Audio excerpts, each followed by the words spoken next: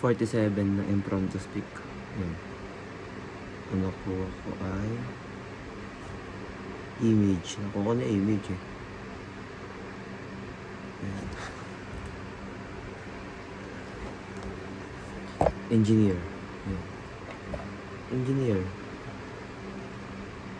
Maraming klase ng engineer una sa lahat.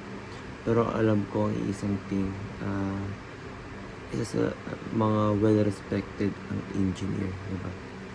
Ang mga engineer are meant to create, diba? Para silang scientists, in a way.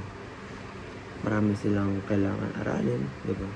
Kailangan nila talagang magtuon ng oras to achieve this title, magiging engineer. Hindi lang yun. Parang may mga engineer na mayroong board exams, diba? Hindi ko lang, civil engineering, mayroon ba sila? Kasi may mga exam ang mga engineer. Bilang lang yung mga wala. Katulad ng industrial engineering, diba? Wala silang board exams. Parang pagalingan na lang sila ng certification, diba? Ng mga skills, bookkeeping, management, risk management, mga ganyan. Yun. Wala naman ako masyadong masabi si engineer. Kasi nilubayan ko ang pagiging comsci. Computer science, parang engineering na rin kasi yun eh. Pero mas talaga yung computer engineering. Pero in some way, yung comsci, parang engineering na rin siya. At then, di ako meant sa mga engineer yung title. Bakit nga ba? Unang sa lahat, entertainer kasi ako eh. Coping. Pero syempre, parang mas gusto ko yung routine, diba? Medyo nakikiling ako sa 9 to 5 na life. Ito lang.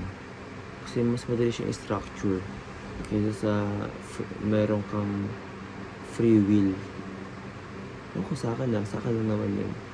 Na mas gusto ko yung nagkatrabaho ka, diba?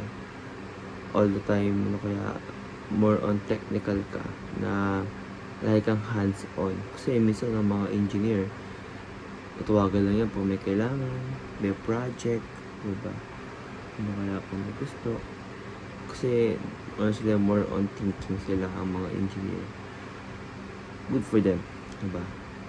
Ako kasi more on gigs, projects, arts talaga. Medyo malikot ang aking utak sa mga art, tsaka sa mga pagtatanong ng mga reality ng life, diba? Pag-question, mahilig ako dyan. I love philosophy. Ayun lang. Engineer, well respected sila.